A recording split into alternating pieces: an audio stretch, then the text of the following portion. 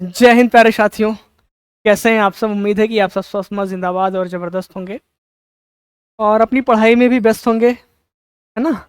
पढ़ाई के साथ साथ कुछ महत्वपूर्ण जानकारियों को भी समझना ज़रूरी है, क्योंकि इस बेरोजगारी के दौर में कहीं भी कुछ भी अवसर मिले तो उस अवसर का लाभ लेना ज़रूर चाहिए।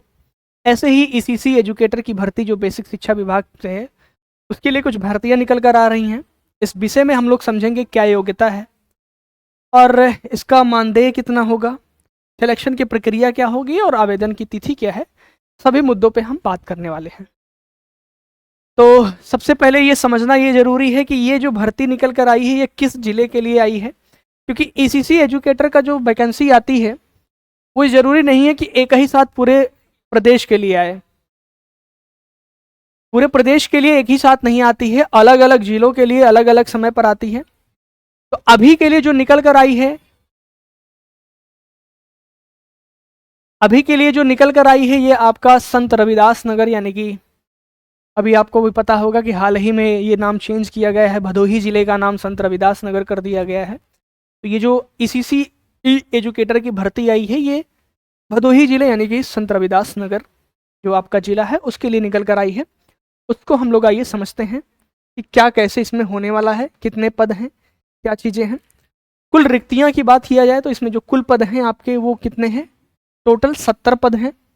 पद का नाम क्या है, आपके ईसीसी एजुकेटर हैं। इसका जो मासिक मानदेय है, मासिक वेतन जो है आपका वो 10,313 रुपये हैं। प्रति माह आपको 10,313 रुपये मिलेंगे।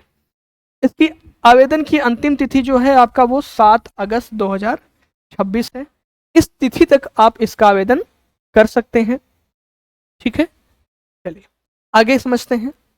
आगे जो आपका कार्यस्थल होगा वो आपका संत रविदास नगर होगा।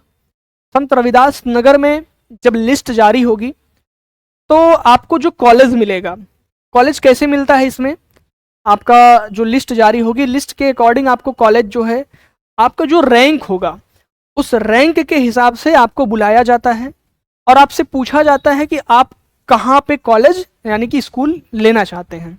तो जैसे जैसे जिसका रैंक रहता है उस रैंक के हिसाब से उस व्यक्ति को बुलाया जाता है। आपके ज़िले पे जो है उसके लिए एक संगोष्ठी आयोजित की जाती है और उसमें बाकायदा उस विभाग के विभागाध्यक्ष और बाकी लोग रहते हैं।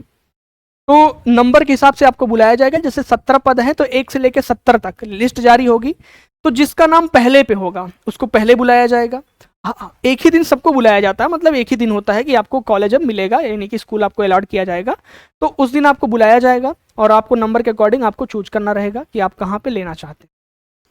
इसका विभाग बेसिक शिक्षा विभाग है और ये थर्ड पार्टी द्वारा आयोजित किया जा रहा है। और इसका कंपनी का नाम आपको दिख ही रहा होगा क्या है ना, कनिका ऑटोमेटिक जो है प्राइवेट लिमिटेड है। इसके माध्यम से ये कराया जाएगा और सैलरी वगैरह भी ये कंपनी आपको देगी। इसकी शैक्षणिक योग्यता क्या है इसको समझना जरूरी है ना, क्योंकि इसी के आधार पर तो आप फॉर्म अपना फिल करेंगे। तो इसमें 2 विकल्प है। विकल्प ए क्या है, विकल्प ए ये कहता है कि आपके पास स्नातक की डिग्री होनी चाहिए और साथ ही साथ गृह विज्ञान यानी कि होम साइंस से आपका ये होना चाहिए। यानी कि आपका जो स्नातक है वो गृह विज्ञान से होना चाहिए, यानी गृह विज्ञान आपके स्नातक में होना चाहिए। और जो आप किए हैं वो मान्यता प्राप्त यूजीसी से, यानी कि आपका यूजीसी से मान्यता प्राप्त किसी विश्वविद्यालय से होना चाहिए। और न्यूनतम अंक की बात किया जाए तो यानी कि 50% यहाँ पे न्यूनतम अंक होना चाहिए। अगर ये क्राइटेरिया आपके पास है तो आप इस फॉर्म को भर सकते हैं। अथवा आपके पास विकल्प बी डिप्लोमा आता है, जैसे आपके पास एनटीटी कोर्स होता है। एनटीटी कोर्स जो है जो कि केवल महिलाओं के लिए होता है ना। एनटीटी कोर्स आपके पास होना चाहिए और वो भी कम से कम 2 वर्ष का कोर्स होना चाहिए। और ये आपका एनसीटीई यानी कि राष्ट्रीय अध्यापक शिक्षा विभाग परिषद से मान्यता प्राप्त सर्टिफिकेट होना चाहिए। ऐसा नहीं कि ये सर्टिफिकेट आप कहीं से भी बनवा लीजिए, ये वैलिड होगा। वो आपका जो एनटीटी सर्टिफिकेट बनेगा है ना, वो आपका एनसीटीई से मान्यता प्राप्त शिक्षण संस्थान से होना चाहिए। ठीक है, तो आपके पास 2 विकल्प हैं।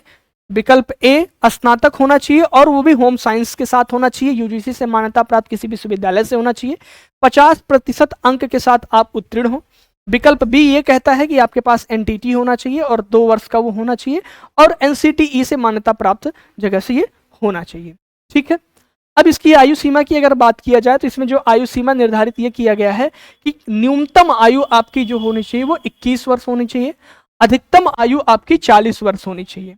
ठीक है, 21 और 40 वर्ष। और सबसे बड़ी बात यहाँ पर क्या है कि यहाँ पर किसी शैक्षणिक अनुभव की बात नहीं की गई है कि आप ये फॉर्म तब भर सकते हैं जब आपके पास 2 वर्ष का शैक्षणिक कार्य का अनुभव हो, ऐसा कुछ नहीं है। इस पद के लिए फ्रेशर, जिसके पास कोई भी ये ना हो कि वो पहले से किसी संस्थान में पढ़ाया हो, उसके पास उस कार्य का अनुभव हो, तो यहाँ पर अनुभव की जो है कोई आवश्यकता नहीं है। अनुभव सर्टिफिकेट आपसे यहाँ पर नहीं मांगा गया है। 100% अगर आप फ्रेशर हैं, कहीं पहले से कार्यरत या कहीं पहले से नहीं पढ़ाए हैं, तो आप इस फॉर्म को तो भी आप भर सकते हैं। आई बात समझ में? क्योंकि बहुत जगह क्या होता है कि अनुभव मांगा जाता है कि आपने ये फॉर्म भरा, यानी कि ये आप पहले से इस से संबंधित कार्य को किए हैं कि नहीं किए हैं, तो ऐसा कुछ यहाँ पर नहीं कहा गया है। वेतन की बात किया जाए तो वेतन की इसकी जो सीमा है आपको पता है कि 10,000 से लेकर 20,000 तक होने वाली है, लेकिन फिलहाल अभी के लिए प्रतिमाह जो किया गया है, आपका जो है मानदेय है वो 10,313 रुपये है। प्रतिमाह आपको 10,313 रुपये से नवाजा जाएगा, आपको ये उपलब्ध कराया जाएगा, है ना। अगर आपका इसमें सिलेक्शन हो जाता है तो आपको हर वर्ष 10,313 रुपये प्राप्त होंगे, आपके अकाउंट में सीधा सीधा पहुंच जाएगा। ठीक है, अपेक्षित वर्ग समावेशी का अवसर, इसमें महिला, पुरुष, विकलांग, भूतपूर्व सैनिक या खिलाड़ी कोई भी फॉर्म इसमें अप्लाई कर सकता है, ये जरूरी नहीं है ना। ठीक है, आप कोई भी फॉर्म इसमें भर सकता है। आई बात समझ में? तो मुझे लगता है कि आप सभी को ये चीज़ें समझ में आ गई होगी। ये जिला संत रविदास नगर के लिए है, यानी कि ये जो वैकेंसी आई है ECC ई एजुकेटर की, ये संत रविदास नगर जो कि भदोही जिला था उसके लिए आई हुई है। तो इससे जिले से संबंधित जो भी नागरिक हैं, जो भी इच्छुक हैं, वो इस फॉर्म को भर सकते हैं। और टोटल इसमें 70 पद हैं। कितने? 70 पद हैं, तो ये कर सकते हैं। अगर आप इस शैक्षणिक योग्यता रखते हैं तो इस शैक्षणिक योग्यता के अनुसार आप ये फॉर्म अपना भर सकते हैं। आई होप कि आप सभी को ये पूरी जानकारी समझ में आ गई होगी।